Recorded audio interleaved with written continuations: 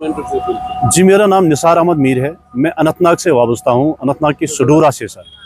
क्योंकि जो आप यहाँ पे आज ये पीसफुल प्रोटेस्ट देख रहे हैं, यानी कि जो हमारी एडमिनिस्ट्रेशन है, ज़िला प्रशासन है, यहाँ खासकर हमारा जो एलजी साहब है, होम डिपार्टमेंट है, यहाँ खासकर हमारा जो ऑनरेबल हाई कोर्ट है, हमारी उनसे बस यही गुहार है, यही गुजारिश है कि हम विक्टिम बन गए हैं। जो 2025 में FIR नंबर 126 जो लगा हुआ था अनंतनाग पुलिस ने, जिसकी मतलब जो इस एवज पे लगाया गया है कि वहाँ पे एक माफिया चल रहा था, रियल इस्टेट्स के नाम पे लोगों को ठगाया जा रहा था, लोगों की प्रॉपर्टी को ठगाया जा रहा था, एक दूसरे को कत्ल करने की साजिश रचाई जा रही थी।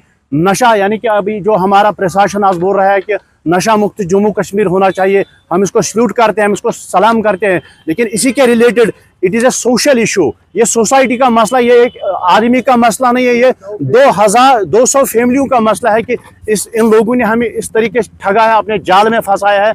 तो हम पुलिस का बहुत मशकूर है जिन्होंने इसको बुक किया है। लेकिन अब हमने रिसेंटली इसको लोअर कोर्ट से बेल रिजेक्शन हो गई है, लेकिन अब ये ऑनरेबल कोर्ट पे आ गया है। हम वहाँ पे ऑनरेबल कोर्ट के जो भी अथॉरिटीज़ है, चाहे उनका जो पब्लिक प्रोसिक्यूशन होता है, हम उससे भी रिक्वेस्ट करते हैं कि हमारी 200 फैमिलियों का आप सोच है कि हमारी सोशल लाइफ ख़त्म कर ली, हमारी इकोनॉमिक जो सोर्सेज थे इन्होंने सब हड़प कर लिए है, और हमारी सोशल सिक्योरिटी डिलीवर की जाए और हमारे साथ इंसाफ किया जाए।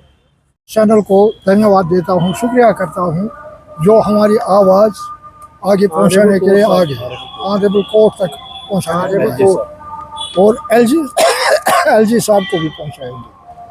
हमारा मुतालबा ये है कि इन्होंने मिस्टर तसद्दुक़ डार, उन्होंने इन सारों को चकमा दे दिया है, और मेरे बेटे को चकमा देकर 60 लाख रुपए हड़प किए, जिसके एवज हमें मकान ज़मीन बेचनी पड़ी। वो कर्ज़ा उतारने के लिए हमें ज़मीन मकान और जायदाद गुजारना पड़ा। उसके बाद हम तो पुलिस पर गए, वहाँ पर भी कुछ सहायता मिली हमें। तो अब हमने सुना है कि वहाँ पर इसमें कोर्ट में इसका केस चल रहा है, वहाँ पर उसकी बेल हो गई। उसने 3-4 दफ़ा की बेल के लिए अप्लाई, लेकिन नहीं हुई। अब हमने सुना है कि इसकी बेल हो रही है हाई कोर्ट में सिटे हो रही है। हम ऑनरेबल हाई कोर्ट से अपील करते हैं कि हमारा पैसा कौन देगा, और हम सबों का तकरीबन 100 फैमिली इसमें 200 फैमिलियाँ, ज़्यादा से ज़्यादा 200 फैमिलियाँ दिनों में मैं रिटायर हुआ था। अब तो हम आप लोगों की वसादत से ऑनरेबल हाई कोर्ट को इस्तिदा करते हैं कि ऑनरेबल एलजी साहब को भी इस्तिदा करते हैं कि इस मामले में संजीदगी से गौर खोज करें। मैं ऑनरेबल कोर्ट से हाई कोर्ट से अपील करता हूं। मैं काफ़ी हाई कोर्ट का मान सम्मान करता हूं।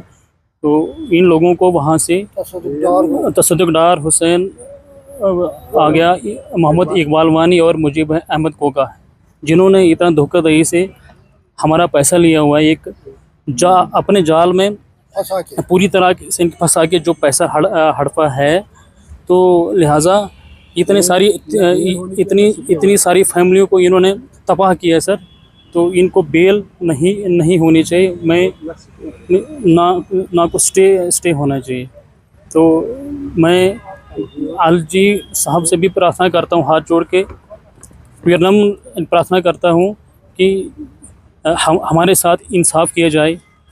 और अगर ये लोग बाहर आ जाते हैं, तो अगर हमारे को कुछ हो जाता है, क्योंकि इन लोगों ने मुझे धमकियाँ भी दी थी, तो सबको सारे लोगों को धमकियाँ दी थी।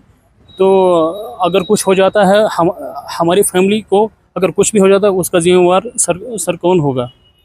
तो या ये जो पैसा इतना हमारा मतलब इन लोगों ने हड़पा है, ये 55 लाख रुपए सर मेरा है। बाकी इतने 100-200 लोगों का पैसा खाया है जो, तो उसको सर कौन देगा? डिपार्टमेंट देगा या गवर्नमेंट देगी? सर हमारे साथ इंसाफ होने चाहिए। हम हाथ जोड़ के विनती करते हैं हमारे साथ इंसाफ की।